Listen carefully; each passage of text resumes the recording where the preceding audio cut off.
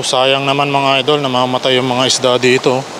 Tingnan nyo, namamatay yung mga tilapia. Bakit kaya mga idol? Ayan mga maliliit na tilapia namamatay. Doon marami rin doon mga idol. Yun, siguro sa pabago-bagong panahon siguro to.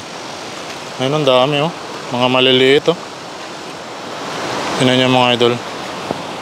Baka mga nalunod to mga idol, nakalimutan huminga. Dami pa naman nila Isa, dalawa, tatlo, apat, lima, tapos 6, 7. Grabe. Anong nangyari sa kanila mga idol? Sobrang init siguro. Ayan, may namimingwit din dito mga Taiwanese mag-asawa. Ang laki na nahuli ni nanay Yan yung mga idol. Laki na nahuli ni nanay. Laking tilapia. Hauta! Big. Laki. Very big Very big. Nahuli ni nanay.